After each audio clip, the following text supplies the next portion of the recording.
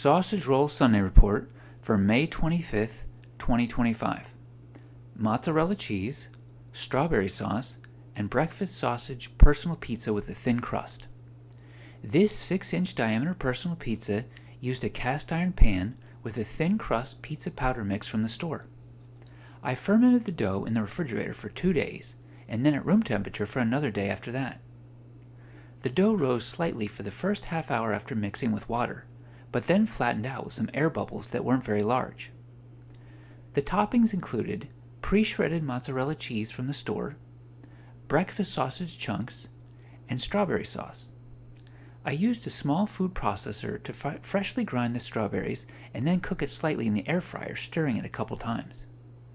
I then pre-cooked the sausage chunks in the air fryer at a lower temperature so they would be fully cooked by the end of the final bake.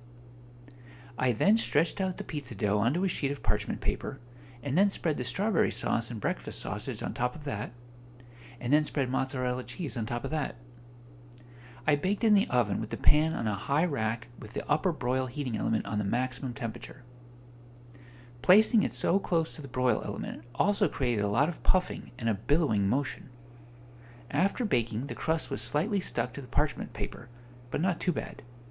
The appearance of this pizza was similar to a standard pizza using tomato sauce, except with a brighter red color. As I was eating it, I was surprised that the sauce tasted sweet and caramelized like tomato sauce rather than strawberries. It was also still too wet and a light pink on the inside, even though it was dry and cooked on the outside. This caused the other toppings to easily slide off while eating it, or if the pizza was cut into slices and separated. The crust was super thin, especially in the center, but was well baked and very sturdy.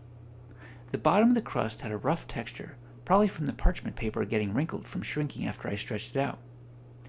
This pizza tasted good, but unfortunately had a weak strawberry flavor, even though it was supposed to be the most pronounced. I also liked the high-heat, flame-kissed look of the crust compared to the less well-done finish of a low-temperature electric oven.